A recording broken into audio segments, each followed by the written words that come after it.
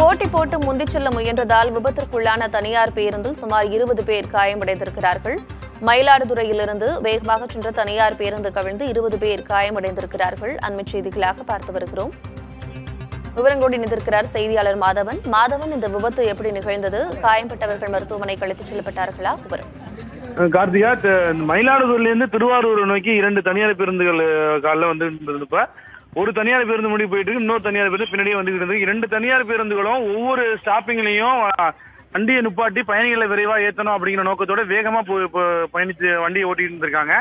2 பேருந்துமே வேகமா போனதுனால ஒரு பேருந்து அந்த முடிகொண்டா நன்னிலம் தாலுக்கா முடிகொண்டாங்கிற பகுதியில தென்குடி ஆர்ச்சிங்கிற இடத்துல ஒரு பேரும் நழுவி ஒரு சாலையோட ஒரு பக்கத்துல வயல்வெளி பக்கம் உருண்டு விழுந்துருச்சு.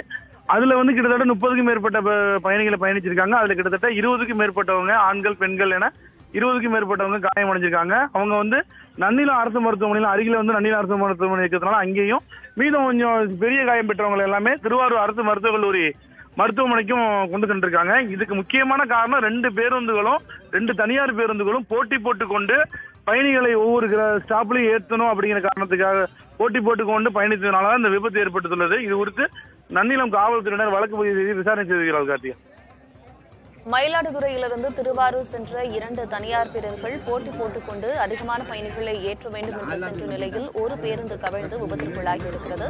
விவரங்களை வழங்கியமைக்கு நன்றி.